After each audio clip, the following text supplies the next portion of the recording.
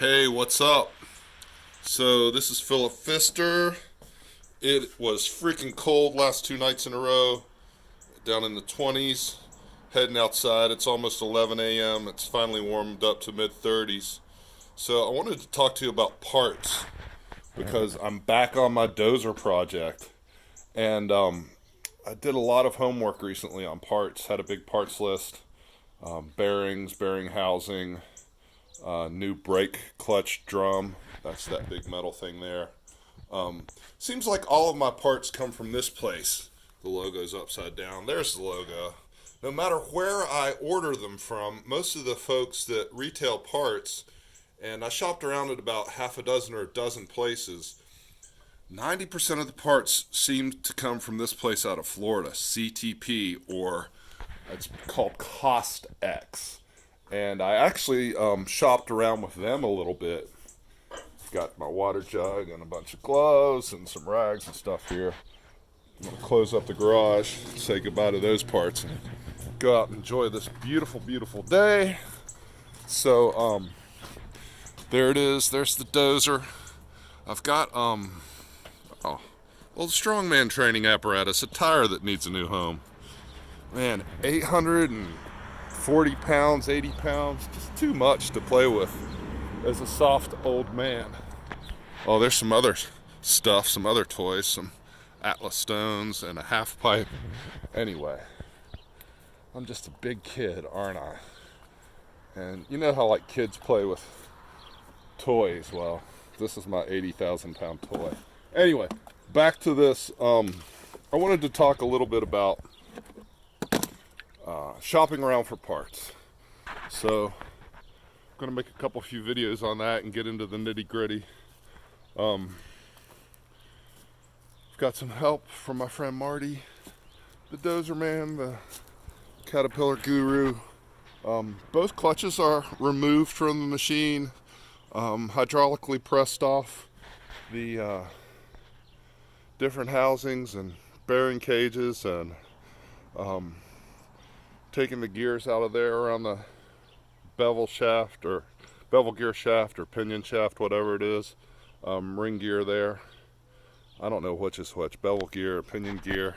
Anyway, one of them comes off the transmission, and then one of them is bolted to the shaft that goes out to each clutch. All that is out or coming out. Man, it's a beautiful day. God bless America. It's like mid 30s here in West Virginia, and it is freaking awesome. Blue sky day today. We're definitely getting a late start though because of the cold temperatures. Blah, blah, blah. Spittle.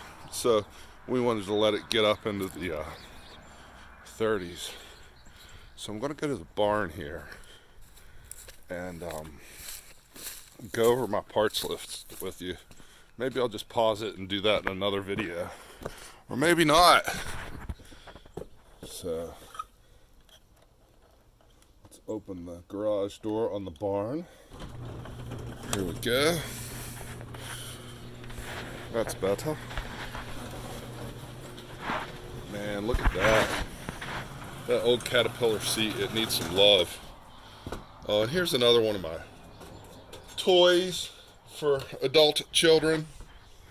The off-road car. I've had this, I don't know, 5, 6, 7. Gosh, I've had it almost 10 years. It's powered by a Chevy.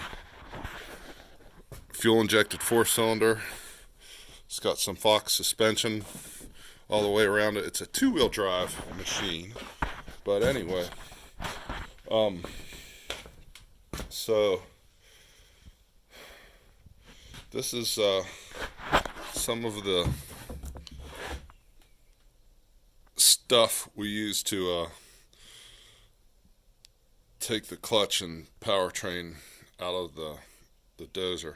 Alright, I'm going to pause it here and start a new video in detail about these different parts and the parts breakdowns and what it costs. But here is the hydraulic power unit that we had to use. I think it takes about 50,000 pounds of force to break apart the rear end to get to the bearings and housings in and around the bevel gear shaft.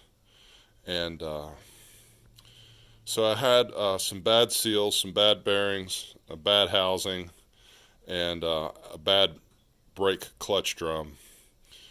There's the specialized tooling, and that's the brake assembly out of one side. Over here's the brake assembly out of another side. There's part of the clutch piston. That's the housing coming off. That's the housing coming off the bevel gear. That's, I guess, part of what you need. I think that's what you have to press off. It takes like 50,000 pounds of force. It's all kind of a blur, and I'm not really familiar with all these names and stuff. Here's some of the parts. I'm going to get into a specific breakdown of the parts costs and parts differences. This is the replacement new aftermarket housing that I've replaced. All right, talk to you in the next video.